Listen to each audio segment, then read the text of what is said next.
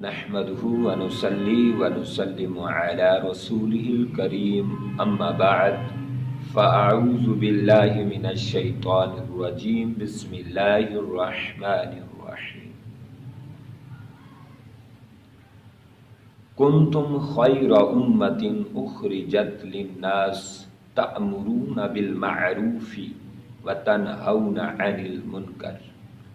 صدق الله العظيم اللہم صلی علی سیدنا و مولانا محمد مبارک وسلم وسلم علیہ۔ آج کی گفتگو اے خاصہ خاصان رسل، وقت دعا ہے امت پہ تیرے عجب وقت آن پڑا ہے۔ اللہ اکبر۔ آقا علیہ الصلوۃ والسلام نے قرآن مجید فرقان حمید کی اس آیت کریمہ کے روح سے آقا علیہ الصلوۃ والسلام نے فرمایا تم بہترین امت ہو، تم میری امت ہو، تمہیں میری نسبت ملی ہے، میرا تعلق ملا ہے، میری غلامی ملی ہے، نوکری ملی ہے، میری نسبت کا نور ملا ہے، میری نسبت کا تمہیں شرف ملا ہے، اعزاز ملا ہے، اور میری نسبت کا تمہیں انعام ملا ہے۔ لیکن فرمایا کہ میری امت، تم بہترین امت تب تک رہو گے جب تک کہ تأمرون بالمعروف وتنہون عن المنکر، جب تک کہ نیکی کا حکم دیتے رہو گے، برائیوں سے روکتے رہو گے۔ نیکی کا حکم دو گے، برائی سے منع کرتے رہو گے، باز رکھتے رہو گے۔ فرمایا تم بہترین امت ہو، ساری کائنات میں تمہاری سرداری ہے،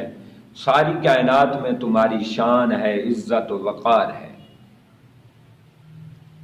لیکن آقا علیہ الصلوۃ والسلام نے بڑے غمزدہ الفاظ ارشاد فرمائے جس سے ہمارا کلیجہ ٹوٹ جاتا ہے، ہمارا کلیجہ چیر جاتا ہے، ہمارا دل ٹوٹ جاتا ہے، ہم افسوس سے اپنی ہتھیلیاں ملنے لگ جاتے ہیں۔ وہ کیا ہے؟ آقا علیہ الصلوۃ والسلام نے فرمایا، ابن حبان کی حدیث ہے، مسند امام احمد بن حنبل میں بھی آئی ہے، مستدرک حاکم میں بھی آئی ہے، ابو امامہ رضی اللہ تعالیٰ عنہ روایت کرتے ہیں۔ آقا علیہ الصلوۃ والسلام نے فرمایا اسلام ٹکڑے ٹکڑے ہو کر بکھر جائے گا، اسلام ٹکڑے ٹکڑے ہو کر بکھر جائے گا۔ فرمایا اتنا اسلام ٹکڑے ٹکڑے ہو کر بکھر جائے گا کہ جب کوئی حکم اسلام توڑنے والا ہوگا، جو کوئی حکم اسلام کے خلاف ہوگا، دین کے خلاف ہوگا، فرمایا لوگ دین اسلام کو چھوڑ دیں گے، اپنے لوگوں کی بات کی فیور کریں گے، تعاون کریں گے، ان کی ہیلپ کریں گے اور ان کے ساتھ جد و جہد کریں گے، اسلام کو چھوڑ دیں گے، دین اسلام کو چھوڑ دیں گے۔ فرمایا سب سے پہلا اسلام ختم کرنے والی سب سے پہلی چیز یہ ہوگی کہ لوگ حکم اور فیصلے اسلام کے مطابق نہ کریں گے، نہ سنیں گے، نہ سمجھیں گے، اسلام کو بے بس کر دیں گے، اسلام کو مجبور کر دیں گے، اسلام کو اتنا بے بس کر دیں گے کہ اسلام کی چلنے ہی نہیں دیں گے، اور کہیں گے کہ اسلام بہت مشکل دین ہے، اسلام پہ چلنا بہت مشکل ہے۔ اس طرح کے الٹے سیدھے فلسفے جھاڑیں گے، الٹی سیدھی باتیں کریں گے، الٹے سیدھے جب باتیں کریں گے تو اللہ رب العالمین کے پیارے نبی نے فرمایا اسلام کو سمجھنا کہ رخصت ہونے والا ہے، اور فرمایا اس کا آخر یہ ہوگا، اسلام اور دین کے جانے کا آخری علامت اور نشانی یہ ہوگی کہ لوگ نماز ترک کر دیں گے۔ آج دیکھیں 90% لوگ نماز کے نزدیک بھی نہیں جاتے، نماز 5 ٹائم نہیں پڑھنا چاہتے، کوئی 1 ٹائم پڑھتا ہے، کوئی وہ بھی نہیں پڑھتا، کوئی جمعے والی پڑھتا ہے، کوئی عید والی پڑھتا ہے، کوئی وہ بھی نہیں پڑھتے۔ تو نماز کا چھوڑنا دین کی عمارت کو منہدم کرنے کے مترادف ہے۔ آقا علیہ الصلوۃ والسلام نے فرمایا اسلام اونٹ کے بچے کی طرح ہے، اسلام اونٹ کے بچے کی طرح ہے۔ فرمایا جس طرح اونٹ کا بچہ ہے، پیدا ہوا، پھر تھوڑا سا بڑا ہوتا ہے، پھر اس کے سنائیہ دانت نکل آتے ہیں، فرمایا پہلے سامنے والے دو دانت نکل آتے ہیں، پھر تھوڑا سا اور عمر میں بڑھتا ہے تو اس کے دو سائیڈ والے رباعیات نکل آتے ہیں، 4 دانت ہو جاتے ہیں، پھر اس طرح وہ بڑھتا رہتا ہے حتیٰ کہ اس پر جوانی چڑھ جاتی ہے، اور جوانی آخری مرحلے میں جب جاتی ہے اس کے کیچلی والے دانت بھی نکل آتے ہیں، سائیڈ والے دانت بھی نکل آتے ہیں۔ آقا علیہ الصلوۃ والسلام نے فرمایا اسلام کو ایک اونٹ کے بچے کے ساتھ تشبیہ دی ہے، اس کی ارتقائی منزل بیان کی ہے کہ تم دیکھنا کہ اسلام اب جوان ہو چکا ہے، اسلام کو تم دیکھو کہ میں نے یہ قافلہ کیسے چلایا، میں اس قافلے کا بانی ہوں، میں نے اس قافلے کی ابتدا کی ہے، آغاز کیا ہے، کس طرح سے کافروں کی جھڑکیں برداشت کی ہیں، کافروں کے پتھر برداشت کیے ہیں، کافروں کے ظلم و ستم برداشت کیے ہیں، کس طرح میں نے دین کا آغاز کیا ہے، اور طائف کی وادی میں جا کر اس پتھر کھا کر خون بہہ گیا تو میں بتا رہا ہوں کہ دین اسلام جو تمہارے ہاتھ میں مفت آ چکا ہے یہ ایسے نہیں آ گیا، خدا کی قسم اس میں میں مصطفیٰ کا خون شامل ہے، اس دین اسلام کی رگوں میں مصطفیٰ کا خون شامل ہے، میں مصطفیٰ کا پسینہ شامل ہے، میں مصطفیٰ کی محنت شامل ہے، میں مصطفیٰ کا صبر شامل ہے، میں مصطفیٰ کا حوصلہ شامل ہے، میں مصطفیٰ کا اخلاق شامل ہے، میں مصطفیٰ کی تگ و دو شامل ہے، میں مصطفیٰ کی جد و جہد شامل ہے، میں مصطفیٰ کے صحابہ کرام کی محنت شامل ہے، میں مصطفیٰ کے صحابہ کرام نے کس طرح کردار ادا کیا، کس طرح انہوں نے سفر کیے، کس طرح پہاڑوں کے سفر کیے، جنگیں کی، غزوات کیے اور قتل ہوئے، شہید ہوئے، تلواریں اٹھائیں، تلواروں کے سائے میں بھوک برداشت کی، پیاس برداشت کی، سفر برداشت کیے،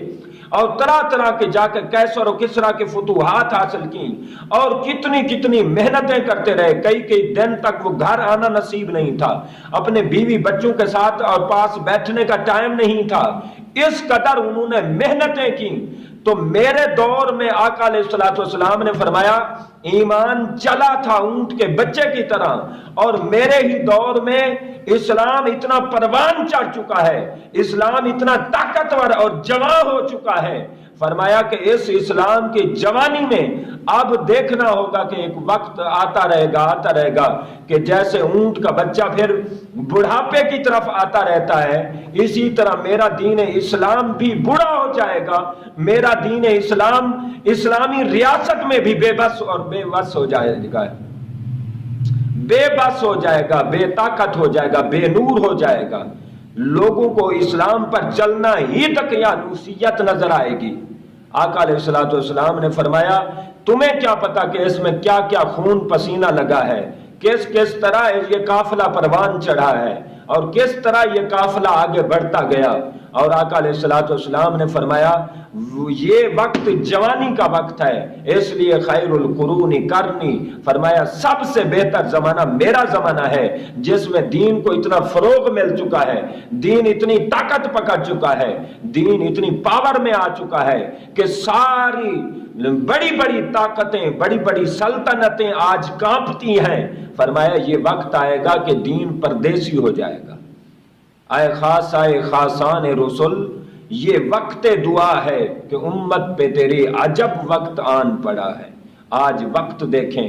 کہ آج دین کتنا ہم میں رہا ہے، ہم دین پر چلنا نہیں چاہتے، ہم 4 لوگ کہیں بیٹھے ہوں دیندار کو آنے نہیں دیتے اور دقیانوسیت سمجھتے ہیں، پرانے بات اساطیر الاولین کہتے ہیں کہ یہ پہلے لوگوں کی کہانیاں ہیں، قصے ہیں، سٹوریز ہیں، تو دین اسلام والے کو حقیر سمجھا جاتا ہے، دین اسلام والے کی بات سننے کا ٹائم نہیں ہے لوگوں کے پاس، لوگ دین اسلام کے ساتھ جڑنا نہیں چاہتے، لوگ اتنے دین اسلام سے دور ہو چکے ہیں کہ کہیں دین اسلام نظر ہی نہیں آتا۔ ہماری کالج یونیورسٹیوں میں دیکھیں بوائز اینڈ گرلز اکٹھے پڑھ رہے ہیں، یہ کون سا اسلام ہے؟ ہماری عدالتوں میں دیکھیں انصاف کا جنازہ اٹھایا جا رہا ہے، یہ کون سا اسلام ہے؟ ہمارے سکولوں میں اسلام نہیں ہے، ہماری کہیں بھی گلیوں میں کہیں بھی اسلام نہیں ہے۔ آقا علیہ الصلوۃ والسلام نے فرمایا ان قریب وہ زمانہ آئے گا،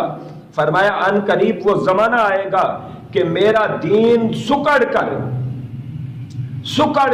ایک مسجد میں آ جائے گا۔ آج دیکھیں مسجد میں تھوڑا بہت دین ہے کہ کوئی اللہ رسول کی بات سننے کو آ جاتے ہیں کچھ نہ کچھ، اور نماز بھی پڑھ لیتے ہیں۔ مسجد کے علاوہ ہماری گلیوں میں دین نہیں ہے، ہمارے بازاروں میں دین نہیں ہے، ہماری خوشیوں میں دین نہیں ہے، ہمارے غمی میں دین نہیں ہے، کہیں دین کا نام تک نہیں ہے۔ دین اتنا بے بس ہو چکا ہے، دین اتنا مجبور ہو چکا ہے کہ دین ہم سے ناراض ہو چکا ہے، دین ہمیں جھنجھوڑ رہا ہے کہ دین کے ٹھیکیداروں، دین کے ماننے والوں، دین کے بلیورز، تمہیں پتہ نہیں ہے کہ یہ دین چلا کیسے؟ یہ دین میں امام حسین کی گردن شامل ہے،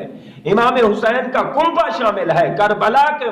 ریگزار مارکے اس میں موجود ہیں۔ ایسے دین نہیں پھیلا، دین کے لیے محنتیں ہوئیں، مشقتیں ہوئیں، خون ریزیاں ہوئیں، خون کی ندیاں بہائی گئیں، تب دین تمہارے تک آیا، اور تم نے دین کو ایسا تباہ کر دیا کہ کہیں کا نہ رکھا۔ آقا علیہ الصلوۃ والسلام نے فرمایا ان قریب اسلام اور حاملین اسلام اتنی زبوں حالی کا شکار ہو جائیں گے، اتنی گراوٹ کا تنزلی کا شکار ہو جائیں گے، فرمایا کہ دین کا عروج اور اقبال کھو بیٹھیں گے، دین کا وقار مجروح کر دیں گے۔ آقا علیہ الصلوۃ والسلام نے فرمایا اسلام غربت اور اجنبی حالت میں اٹھا اور ان قریب اسی اجنبی حالت میں لوٹ جائے گا۔ خوشخبری ہو ان دینداروں کے لیے، ان غرباء کے لیے، ان غرباء کے لیے خوشخبری ہو جو دین پر ابھی چل رہے ہیں۔ دین پر چلنا فرمایا ایک وقت آئے گا جیسے انگارے پر ہاتھ رکھنا، اس طرح مشکل ہو جائے گا۔ دین اس قدر اٹھتا جا رہا ہے،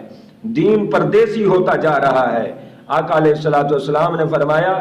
جو دین کی بات کرے گا اس سے لوگ مذاق اڑائیں گے، اس سے لوگ طرح طرح کی باتیں کریں گے۔ فرمایا دین صرف مسجدوں کی حدود تک بند ہو کر رہ جائے گا، ہماری کاروبار میں، ہماری منڈیوں میں، ہماری کاروباری مراکز میں، دفاتر میں، شاپس میں، کہیں بھی دین کا نام تک نہیں ہوگا، دین صرف مسجد تک رہ جائے گا۔ حالانکہ میں نے دین تو پھیلا دیا تھا، میں نے دین کو ایک ایک چپے پر پھیلا دیا۔ فرمایا ان قریب دین حجاز کی زمین کی طرف لوٹ کر سانپ کی طرح اکٹھا ہو کر سکڑ کر دین حجاز کی طرف آ جائے گا۔ اور ایک حدیث میں آقا علیہ الصلوۃ والسلام نے فرمایا یہ دین اکٹھا ہو کے مدینہ شریف کی طرف آ جائے گا۔ اب اندازہ کریں کہ دین کی کیا حالت ہے۔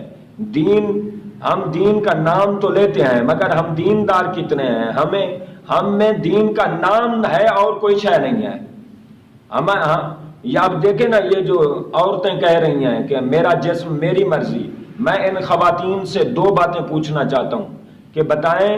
کہ میرا جسم میری مرضی جو تم کر رہی ہو ریلی، اس سے پہلے بھی تمہیں 15-20 سال ہو گئے عورتوں کے حقوق کے حوالے سے تم ریلی نکالتی ہو، کسی کو کوئی اعتراض نہیں ہے۔ عورتوں کے حقوق ہر کوئی چاہتا ہے، ہم بھی چاہتے ہیں کہ عورتوں کو حقوق ملنے چاہیے۔ جو عورتوں کے حقوق، آپ دیکھیں زینب جو قصور کا واقعہ ہوتا پوری دنیا ہل گئی تھی، ہم مردوں نے کوئی ساتھ نہیں دیا تھا، ہم مردوں نے کومنٹس نہیں کیے، ہم مردوں نے کیا جد و جہد نہیں کی۔ ہم کب چاہتے ہیں کہ یہ حال ہو؟ ہم تو چاہتے ہیں، ہم عورتوں کے حقوق کے خلاف تھوڑی ہیں۔ باپ کو دیکھیں ساری زندگی وہ کماتا ہے اور بیٹی کے جہیز میں لاکھوں روپے اڑا دیتا ہے، یہ ایسے اڑا دیتا ہے، اور سارا دن بندہ محنت کر کے اپنی بیوی کو سب کچھ آ کے دیتا ہے۔ یہ عورتوں کے حقوق نہیں ہیں تو کیا ہیں؟ تو چند جگہ پر اگر ظلم ہو رہا ہے تو ہم کب کہتے ہیں کہ وہ ظلم ہونا چاہیے؟ لیکن یہ عورتیں جو نکل رہی ہیں میرا جسم میری مرضی، یہ امریکہ سے پڑھ کے آئی ہیں۔